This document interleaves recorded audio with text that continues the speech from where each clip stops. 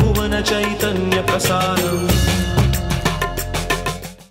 నమస్కారం. మన ధర్మం కార్యక్రమానికి స్వాగతం. ఇవాటి మన ధర్మం కార్యక్రమంలో మన ధర్మ సందేహాల్ని నివృత్తి చేసేందుకు మనతో పాటు ఉన్నారు ప్రముఖ ఆధ్యాత్మికవేత్త ఆచార్య శ్రీ తాడేపల్లి పతంజలి గారు.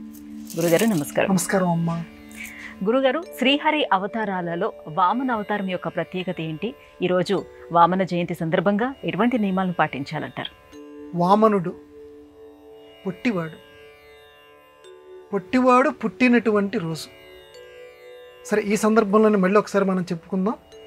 జయంతి అనేటువంటి పేరు దేవుళ్ళకి మహానుభావులకి మాత్రమే ఆ పుట్టినరోజు సందర్భంగా వాడతారు.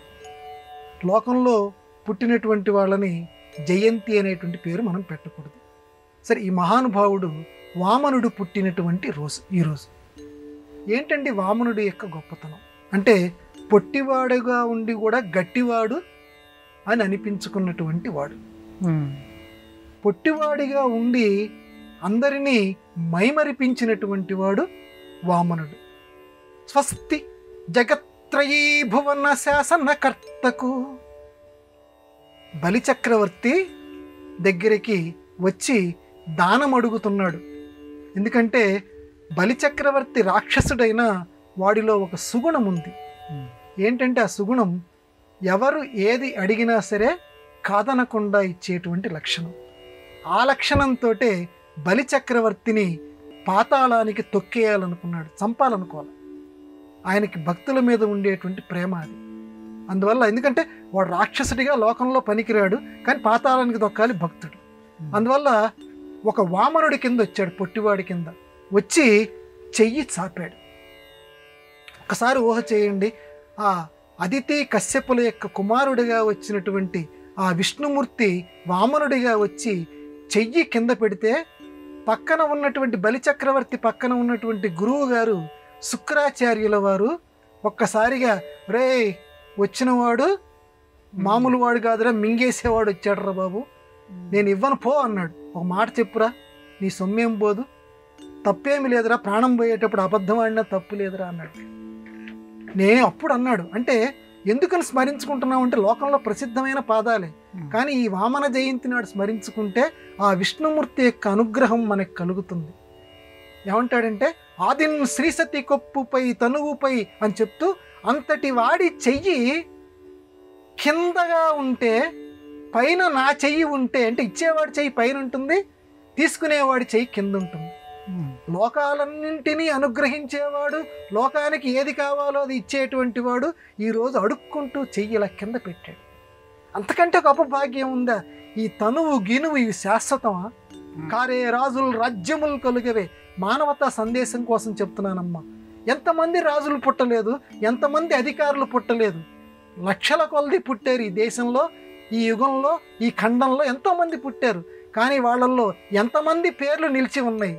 లోకానికి మేలు చేసి లోకంలో దానం చేసినటువంటి వాళ్ళ పేర్లే నిలిచి ఉన్నాయి. అది ఈ వామన జయంతి రోజు మనం స్మరించుకోవాల్సినటువంటి శిలాక్షరమైనటువంటి వాక్యం.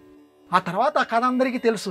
వామనుడు ఇంతింత ఒటుడింత పెరిగాడని చెప్పి బలిని నాకు 3వ అడుగుకి ప్లేస్ ఇమ్మన్నాడని చెప్పి చివరికి బలి నెత్తి మీద తన 3వ పాదం ఉంచాడని చెప్పి తెలుసు మనందరికీ కూడా. కానీ 3వ అడుగు కోసం బలిని తల మీద అడుగు మోపాడని చెప్పి మనందరికీ తెలుసు. కానీ ప్రధానంగా మనం గమనించవలసింది ఏంటంటే, మాట మీద నిలబడాలి. అది ఈ వామన జయంతి అంటే. భగవంతుడు 2 కళ్ళు ఇచ్చాడు, కానీ ఒకటే నాలుకిచ్చాడు. ఒకటే మాట మీద, ఒక మాట అన్నావా ఆ మాట మీద నిలబడు. అది ఈ వామన జయంతి రోజు విష్ణుమూర్తి మనందరికీ ఇచ్చేటువంటి సందేశం. దాన్ని మనందరం పాటించదము కాక. గురువుగారు, ఓ సందర్భంలో ఓ భక్తురాలిని తన తొండంతో విఘ్నేశ్వరుడు కైలాసానికి చేర్చాడట. ఎవరు ఆ భక్తురాలు, ఏమ కథ? పూర్వకాలంలో భక్తురాండ్రకి కొన్ని శక్తులు ఉండేవి. శక్తులు అంటే వాళ్ళు అనుకున్న చోటికి వెళ్ళిపోయేవారు. ఇది కలియుగంలో కూడా సాధ్యం. వాళ్ళు అనుకున్న చోటికి వెళ్ళిపోయేవారు. మనందరికీ తెలుసు, శ్రీ వెంకటేశ్వర మహత్యంలో తొండమాన్ చక్రవర్తి మన వెంకటేశ్వర స్వామి వారితో కలిసి పాచికలాడేవాడు. అందుకోసం ఆయన వచ్చేవాట వెంకటేశ్వర స్వామి తొండమాన్ చక్రవర్తి దగ్గరికి. ఆ రకంగానే తమిళనాడు ప్రాంతంలో అవ్వయ్యారని ఒక భక్తురాలు, ఆవిడ వినాయకుడి మీద ఒక గొప్ప కావ్యం కూడా రాసింది. జపయజ్ఞం చేసేటువంటి స్వభావం కలిగినటువంటిది. వినాయకుడి పేరంటే ఇక ఆవిడకి ఇంకేం అక్కర్లా, ఇక తిండి తిప్పలు ఏం అక్కర్లా, ఎప్పుడు వినాయకుడి పేరే తలుచుకుంటూ ఉండేది. ఆవిడికి సన్నిహితులైనటువంటి సహచరులైనటువంటి భక్తులు కైలాసానికి వెళ్ళటానికి సిద్ధమయ్యారు. అంటే తమంతట తాము వెళ్ళగలిగే భక్తులు ఈ కలియుగంలో వెళ్తూ, అవయ్యారు మేము వెళ్తున్నాం, ఒకసారి శివుణ్ణి చూసొద్దామని చెప్పి నువ్వు కూడా రా అన్నారు. అప్పుడు ఏమనాలి, సరే వెళ్దాం పదా అని చెప్పి వాళ్ళు అమ్మడి వెళ్ళాలి కదా. నేను ఇప్పుడు నామయజ్ఞంలో ఉన్నాను, నేను వినాయకుడి యొక్క పేరు తలుచుకుంటున్నాను, నేను చూస్తాలే కైలాసానికి వచ్చి శివుణ్ణి, నామయజ్ఞం ఇన్ని గంటలు అనుకున్నా నాకు పూర్తి కావాలి నాకంత. అన్ని గంటలు అయిన తర్వాత వినాయకుడికి తెలిసి ఎంత ఆనందించాడంటే, నా పేరును తలుచుకుంటూ కైలాసానికి భక్తులు సహచరులు రమ్మన్నా వెళ్లకుండా ఇవిడు కూర్చుంది అని చెప్పి, అమ్మ వాళ్ళు కష్టపడుతూ వెళ్ళారు కైలాసానికి, నిన్ను కష్టపడకుండా నేను మా నాన్న దగ్గరికి నేను తీసుకెళ్తాను కైలాసానికి అని చెప్పి తన తొండం మొత్తం ఇక్కడి నుంచి అక్కడికి ఒక బాటలాగా, ఒక రోడ్డులాగా పరిచేసేసి అమ్మ ఒక మెట్లెక్కుతూ ఈ తొండం మీద నుంచి నువ్వు కైలాసానికి వెళ్ళిపో అని చెప్పి ఆ తొండంతో ఒక్కసారి అవ్వయ్యారు అనేటువంటి ఆ భక్తురాలని కైలాసానికి చేర్చాడట. అది వినాయకుడి యొక్క మహిమ. అంటే తనని నమ్ముకున్నటువంటి వాళ్ళు ఎటువంటి వారైనా సరే వాళ్ళందరినీ కూడా చిటికెలో వాళ్ళ సమస్యలకి పరిష్కారం చెప్పి వాళ్ళ యొక్క బాధ ఏదైతే ఉందో తీర్చి, వాళ్ళు తన పట్ల చూపినటువంటి అభిమానాన్ని తను చక్కగా వారికి ప్రతికృతి కింద వాళ్ళకి చక్కటి మేలు చేసేటువంటి స్వభావం కలిగినటువంటి స్వామి వినాయకుడు. విశిష్టమైనటువంటి నాయకుడిని వినాయకుడు అంటారు. వినాయకుడు అంటే ఇంకొక పేరు ఏంటంటే, నాయకుడు అనేవాడు తనకంటే ఇంకొకడు లేనివాడు, ఆయనకంటే ఇంకొక నాయకుడు ఎవరు కూడా లోకంలో లేరు. అందుకని వినాయకుడు అని రెండో అర్థం. అటువంటి గొప్ప స్వభావం కలిగినటువంటి దేవుడు ఇలా భక్తులను అనేక మందిని రక్షించాడు. గురువుగారు, నీలాప నిందల బారి నుంచి తప్పించుకోవాలంటే శమంతకమణి కథ చదవాలి అని చెప్తారు కదా, అది కేవలం వినాయక చవితి రోజే చదువుకోవాలా లేదా ఏ సందర్భంలోనైనా చదువుకోవచ్చా? నీలాప నిందలు ఈ పదమే చాలా గమ్మత్తైనటువంటి పదం. అది తెలుసుకుని నెక్స్ట్ శమంతకమణికి వెళ్దాం. అపనింద అంటే మనం చెయ్యనటువంటి పని మనం చేసినట్లుగా, ఏదో తప్పుడు పని మనం చేసినట్లుగా ఎదుటివాడు ఆరోపించి దాన్ని ప్రచారం చేయటం, దాన్ని అపనింద అంటారు. మన మీద ఆరోపణ చేయటం, నిజానికి మనం చేయలే. నీలాపనింద మళ్ళీ అదేమిటి, అపనింద వరకు సరిపోతుంది, మళ్ళీ నీలాపనింద. నీలము అంటే నలుపు అని ఒక అర్థం ఉంది. అంటే మామూలుగా వెలుతురులో చూస్తే ఏదైనా వస్తువు ఫలానా అని చెప్తాం, అది తీగ అని చెప్తాం, ఇది బల్బ్ అని చెప్తాం, ఏదో ఒకటి చెప్తుంటాం. చీకట్లో ఆ వస్తువు ఏంటంటే చెప్పలేము, కన్ను పొడుచుకున్న కానరాని చీకటి. అట్లాగే అపనింద అనేది కనీసం ఏదన్నా మారుమూల ఇదిగో వీడు ఆరోపించాడు ఇది చెప్పగలం. నీలాపనింద అంటే నల్లటిని అపనింద. ఇంకా దాన్ని పొడిచినా సరే అది ఎవడు పుట్టించాడు, అసలు ఎలా వ్యాప్తి చెందింది, దాని మూలం ఏమిటి, దాన్ని ఎలా చెరిపేయాలి, ఎవ్వడికి అంతు పట్టదు. అంత గాఢమైనటువంటి నింద, దానిని నీలాపనింద అంటారు. అటువంటి నీలాపనిందలు పోవాలంటే శమంతకమణి కథ చదవండి రా అబ్బాయి అన్నాడు. అందుకే మనం అందరం కూడా వినాయక చవితి నాడు తప్పనిసరిగా పూజా కార్యక్రమాలు భక్తితో చేసుకొని వినాయక వ్రత కథ, అందులోనే ఈ శమంతకమణి కథ వస్తుంది. సరే, అందరికీ తెలిసిందే, ఒక 2 వాక్యాల్లో చెప్పుకుందాం. శ్రీకృష్ణ భగవానుడు శమంతకమణిని సాధించి తిరిగి సత్రాజిత్తుకి దాన్ని అర్పిస్తాడు. ఏదో 100 బారువుల బంగారాన్ని ప్రసాదించేటువంటి సూర్య వరప్రసాదమైనటువంటి అద్భుతమైనటువంటి మణి, దాన్ని సంపాదించి మళ్ళీ తిరిగి సత్రాజిత్తుకి అప్పచెప్తాడు. ఈ కథ వింటే మంచి మేలు జరుగుతుంది. అంటే ఇక్కడ శమంతకమణి కథలో ఉండేటువంటి అంతరార్థం ఏమిటి? ఏమండి మని ఉందా అండి? ఏందో మీరు చెప్తున్నారు, నేను వింటున్నానండి. ఒక రాయిని ఇలా రాస్తే ఓ రాయి దాని అంతట తాను అన్ని బంగారం అంత ఇస్తుందా అండి అంటే, ఇక్కడ దాని అర్థం ఏమిటంటే ప్రయత్నం చెయ్యి, ప్రయత్నం కురు. నువ్వు ప్రయత్నం చేస్తే మణి నీకు సాధ్యం. మణి నీకు సాధ్యం అని అంటే విషయం నీకు లోబడుతుంది అని చెప్పడం ఈ కథ యొక్క అంతరార్థం. కాబట్టి ఎంతటి కష్టమైనా రాని, ఎంతటి నీలాపనిందైనా రాని, ఏడుస్తూ మూల కూర్చోకు. కృష్ణ భగవానుడు మార్గం చూపించాడు. మన మీద పడినటువంటి నీలాపనిందని పోగొట్టుకోవాలి. అది ఈ కథలో ఉన్నటువంటి అంతరార్థం. సరే, ఇంతకీ ఒక్క వినాయక చవితి రోజైనా చదవాలా, మిగతా ఎప్పుడెప్పుడైనా ఈ కథను చదువుకోవచ్చా? ఇది మన ప్రశ్న. ఒక్క వినాయక చవితి వ్రత కథే కాదండి, ప్రతిరోజు కూడా నీకు వీలున్నంత వరకు కూడా ఈ శమంతకమని కథ చదువుకో ఒక్కసారైనా. దాని సారాంశమైన ఒక్కసారి నువ్వు మనస్సులో గుర్తు తెచ్చుకో. ఒక యోధుడు చెయ్యనటువంటి తప్పు నెత్తి మీద పడింది. ఆ తప్పుని ఎలా పోగొట్టుకున్నాడు, ఆ పోగొట్టుకునే క్రమంలో అతను ఎటువంటి సాహస కృత్యాలు చేశాడు, అందుకు తగినటువంటి ఉపాయం యముని ఆలోచించాడు. ఆ మహిమలు ఈ కలియుగంలో నీకు సాధ్యం కాకపోవచ్చు, కానీ అడుగు ముందుకేశాడు. అడుగు ముందుకేస్తే మనసుంటే మార్గం ఉంటుంది. అందులో ఏడుస్తూ కుమిలిపోతూ మాత్రం కూర్చోకు. అది నీకు నిత్య జీవితంలో శమంతకమని కథ మనకి ప్రబోధించేది. కాబట్టి శమంతకమని కథ కేవలం వినాయక చవితికి నోడే మాత్రమే కాదు, ప్రతిరోజు కూడా చదివి అందులోంచి మనం ఉత్తేజం పొందొచ్చు, సందేశాన్ని గ్రహించవచ్చు. గురువుగారు, వినాయకుడికి ఉన్నటువంటి వక్రతుండానికి 2 రంధ్రాలు కలిగి ఉంటాయి. ఆ 2 రంధ్రాల్ని యోగ దృష్టికి సంకేతాలుగా ప్రస్తావిస్తారు. ఈ అంశాన్ని ఎలా విశ్లేషించుకోవాలి? అసలు వక్రతుండ స్వర్పకర్ణ ఆ మహానుభావుడికి, వక్రతుండం అంటే వంకరగా ఉన్నటువంటి తొండం అది కలిగి ఉన్నాడు. అది యోగశాస్త్ర ప్రకారంగా దాన్ని ఊహ చేయండి అన్నారు పెద్దవాళ్ళు. ఎట్లా అండి అంటే, మానవుల్లో సంప్రదాయం తెలిసినటువంటి వారు, మిగతా వాళ్ళు ఉన్నాయా అంటే అది అభ్యాసం చేసినటువంటి వాళ్ళకి మాత్రమే తెలుస్తుంది. సంప్రదాయంలో యోగశాస్త్రాన్ని అభ్యసించే వాళ్ళకి 3 రకాల నాడుల గురించి పరిచయం వస్తుంది. 3 రకాల నాడులు ఏంటండి? ఇడ, పింగళ, సుషుమ్న. ఈ 3 నాడులు ఉంటాయి. ఈ 3 నాడుల్ని గనక నువ్వు చలనం గనక కలిగిస్తే, చిట్ట చివరి ఇక్కడ సహస్రారం ఉంటుంది, బ్రహ్మరంధ్రం. అమ్మ స్నానం చేయించేటప్పుడు చిన్నప్పుడు ఇలా దీన్ని మూసేస్తూ ఉంటుంది. అక్కడ గనక దెబ్బ తగిలితే చాలా ప్రమాదం. ఇక్కడ ఉంటుందిరా సహస్రారం అనేటువంటిది. అక్కడికి గనక చేరితే మనం అంటే రోజు యోగాభ్యాసం చేసేటువంటి వాడు ఆ గాలిని అలా పైకి తీసుకెళ్ళాలి. ఈ సహస్రార విచ్ఛేదం గనక జరిగితే, అంటే అది గనక పగిలిపోతే మళ్ళీ జన్మ అనేది ఎత్తడు అని చెప్పి ఒక సంప్రదాయం. యోగశాస్త్రంలో చాలా కష్టం, మాటలతో చెప్పినంత తేలికేమీ కాదు. రోజు ఆ యోగాభ్యాసం చేస్తూ ఉండాలి. అలా మీరు యోగాభ్యాసం చేయండి అని కొంతమందికి, అందరికీ సాధ్యం కాదు అది అని చెప్పటానికి భంగ్యంతరంగా వ్యంగ్యంగా వినాయకుడి యొక్క తొండం ఉందట. ఆ వినాయకుడి తొండానికి 2 చిల్లులు, 2 రంధ్రాలు. ఆ 2 రంధ్రాలే ఇలా పింగళ అనేటువంటి నాడులు.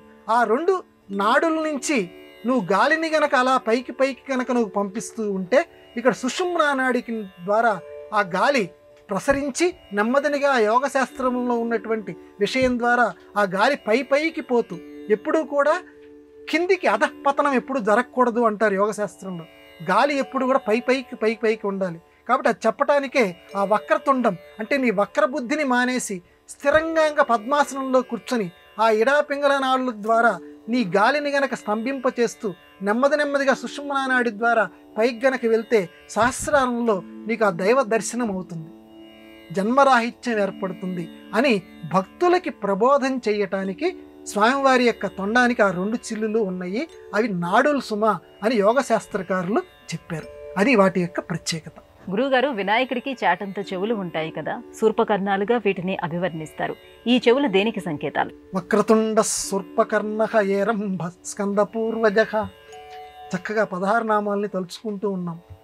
శూర్పకర్ణుడు, శూర్పం అంటే చాటల్లాంటి చెవులు కలిగినటువంటి వాడు. ఇలాంటిది ఒక ఆవిడ ఉంది రామాయణంలో, శూర్ప నఖ, చాటల్లాంటి గోళ్ళు కలిగింది. ఒకసారి ఆ రూపం ఊహించుకోండి అమ్మ, ఎంత భయంకరంగా ఉంటుందో.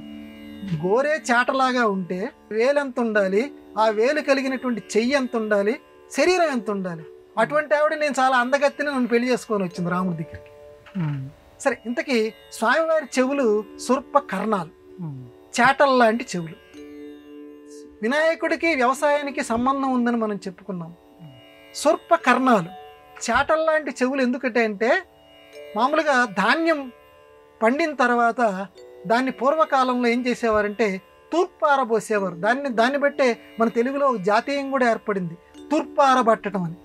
అంటే ఒకళ్ళలో ఉండేటువంటి చెడుని మంచిని బాగా విశ్లేషించటం, దాన్ని తూర్పారబట్టడం అంటారు. ఇదివరకు ఏం చేసేవారంటే చాటల్లోకి ఈ ధాన్యాన్ని తీసుకుని ఆ గాలి వీచేటువంటి ఆ వైపు, తూర్పు గాలి వైపు ఇలా పెట్టేవారు. ఆ పనులు చేసిన వాళ్ళకి తెలుస్తుంది. అది కనుక గాలి వీస్తూ ఉంటే ఇందులో ఉండే పొట్టు పక్కకి వెళ్ళిపోయేది గాలికి, అసలైనటువంటి ధాన్యం మిగిలేది. అంటే చాటలతోటి ధాన్యాన్ని అలాగా తూర్పారబట్టేటువంటి వారు, అసలైన ధాన్యాన్ని ఇంటికి తీసుకెళ్లేవారు. ఆ రకంగానే వినాయకుడు భక్తులందరూ చెప్తూ ఉంటే ఆయనకి చాటల్లాంటి చెవులు ఎందుకనంటే ఎవరు చెప్పినా సరే బాగా వింటాడు, అందుకే చాటల్లాంటి చెవులు ఉన్నాయి. అదొక్కటే కాదు నేను అర్థం, వాడు చెప్పిన వాటిల్లో వీడికి ఎంత సరిపడుతుంది, ఇది వీడికి అవసరమా, వీడికి కోరిక, అవసరమైతే తీరుస్తాను, కోరిక అయితే వద్దు, అది వాడికి హాని కలిగిస్తుందని చెప్పడానికి పెద్ద చెవుల్ట. చాట గనక ఏ రకంగా ఆ దుమ్ము ధూళిని పక్కకి తోసేస్తుంది, అసలైన దాన్ని స్వీకరిస్తుందో, ధాన్యాన్ని మాత్రమే స్వీకరిస్తుందో, భక్తులు చెప్పేటువంటి వాటిల్లో వాడి అవసరానికి పనికొస్తుందా ఈ కోరిక, లేకపోతే వాడి పతనానికి పనికొస్తుందా ఆలోచించి వాడి అవసరానికి గనక నిజంగా పనికొస్తుందంటే ఆ కోరికను నెరవేరుస్తట. అందుకని పెద్ద చాటల్లాంటి చెవులట ఆయనకి. అందువల్ల ఏది మంచిదో అది మాత్రమే వింటాట, చెడుని అక్కడికక్కడే వదిలేస్తూ ఉంటాడు, వాడికి పనికిరాంది. అందువల్ల ఆయనకి సూర్పకర్ణ అని పేరు వచ్చింది, పెద్ద చెవులు కలిగినటువంటి వాడు. ఇంకొకటి, మన చెవులకి ఏనుగు చెవులకి ఉన్నటువంటి ప్రత్యేకత ఏంటంటే మనం కళ్ళుని కదిలించగలం కానీ చెవుల్ని వెనక్కి ముందుకి కదిలించలేం. ఏనుగు జాగ్రత్తగా కనుక మనం పరిశీలిస్తే ఒక చాటలాగా చెవుల్ని వెనక్కి ముందుకి కదిలిస్తూ ఉంటుంది, చాట కనుక ఆరబెట్టినట్టుగా.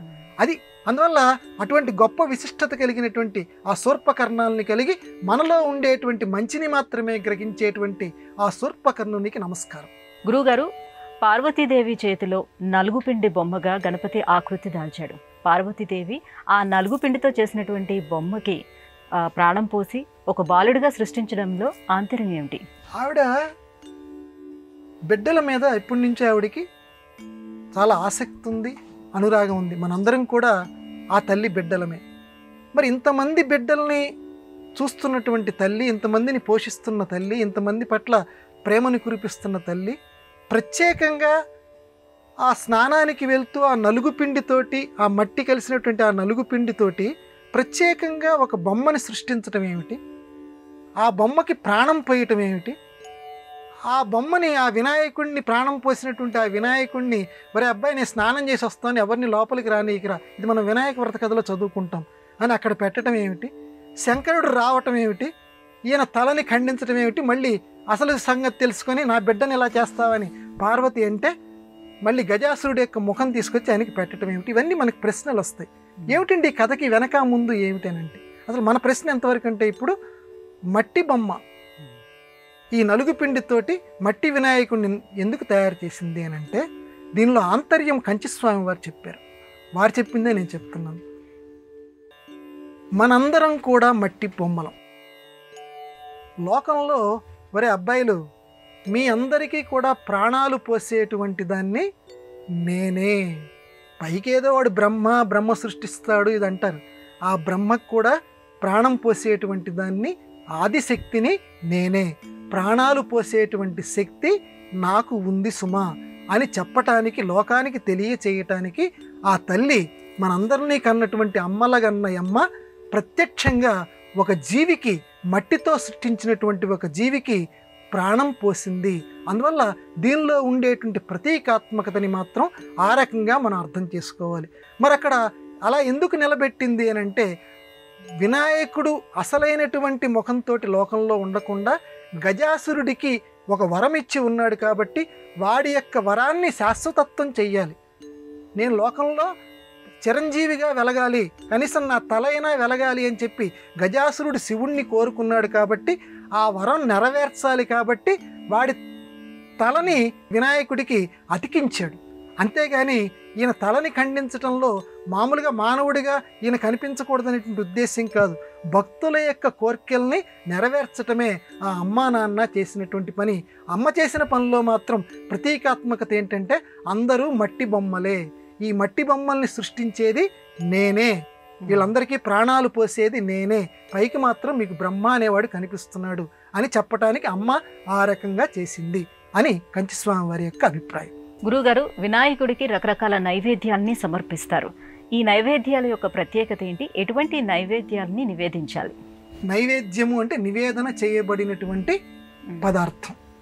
ఇక్కడ వెంటనే ఆధునిక సమాజంలో ఒక ప్రశ్న, మనం వండుకున్నది లేకపోతే బయట నుంచి కొనుక్కొచ్చింది లేకపోతే మన చెట్లో పండినటువంటివి ఏవో పళ్ళో లేకపోతే వండినటువంటి పరమాన్నమో ఇవన్నీ స్వామివారి ఎదుట పెడతాం.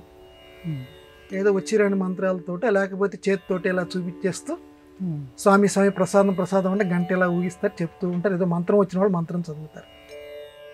స్వామి తింటాడా అండి? ఏంది తంతు? ఒక తంతులాగా చేస్తావు ఏమిటి? మన ప్రశ్న అడుగుతుంటారు, మనం జవాబు చెప్పాలి. నువ్వు ఇలా చూపించేసి గంట కొట్టేసినంత మాత్రాన ఏది తిన్నాడా? ఇదిగో స్వామివారి ప్రసాదం రా తీసుకోరని చెప్పి మళ్ళీ అందరికీ పంచుతూ ఉంటాం. ఏమిటి దీని లోపల ఉన్నటువంటి అంతరార్థం అంటే, పెద్దలు చెప్పారమ్మా, దీనికి అమోఘమైనటువంటి జవాబు చెప్పారు. వాళ్ళు మనలాగా నోటితోటి తినరు. నువ్వు గనక సక్రమంగా గనక పూజ చేసి నైవేద్యం గనక పెడితే వాళ్ళు నోటితోటి తినరు, చూపుతోటి తింటారట. అందుకే దాన్ని నైవేద్యము. వాళ్ళ చూపు దీని మీద ప్రసరిస్తుంది. మనం వండినటువంటి పదార్థం మీద అదే నైవేద్యం. ఆ ఏదైతే మనం వండిన పదార్థం ఉందో వాళ్ళ చూపు ఆ దేవతను, ఏ దేవతను వినాయకుడిని ఉద్దేశించి నువ్వు అక్కడ పెట్టావు నైవేద్యం, వినాయకుడు అనుగ్రహించి ఒక చూపు చూస్తాట, బాగున్నాయి ఉండ్రాళ్ళు బాగున్నాయి అని ఒక చూపు అలా చూస్తాడు. చూస్తే మనం పెట్టిన నైవేద్యం ప్రసాదం కింద మారుతుంది. అది పెద్దలు అర్థం చేసుకోమన్నారు. అప్పటిదాకా అది వండిన పదార్థం లేకపోతే పండు. స్వామివారి చూపు ప్రసరించిన తర్వాత అది ప్రసాదం కింద మారుతుంది. ప్రసాదం అనే పదానికి మన సంస్కృతిలో చాలా గొప్ప అర్థం ఉంది, అనుగ్రహము అని అర్థం.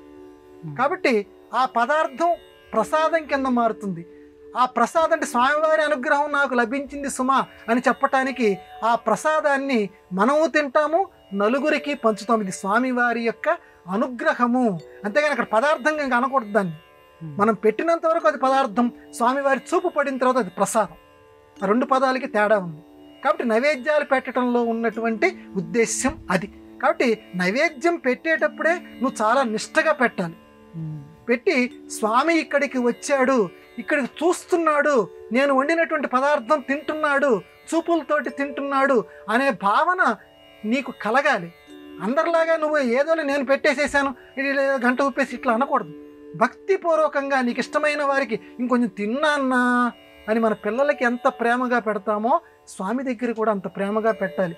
తీసుకో స్వామి, నీ కోసం కష్టపడి చేశాను నేను, అలా ఒక్కసారి చూడు నాయమ్మ, ప్రసాదం కింద మారుతుంది స్వామి, నన్ను అనుగ్రహించు స్వామిని వినాయకుడిని మనసారా వేడుకొని ఆ ప్రసాదం మనమో తినాలి, బిడ్డలు సంతోషిస్తారు. అదిరా ఈ రెండిటి మధ్య ఉన్న తేడా అని చెప్పి ఈనాటి తరానికి పెద్దలు విడమర్చి చెప్తే మన సంస్కృతి సంప్రదాయాలు బతుకుతాయి.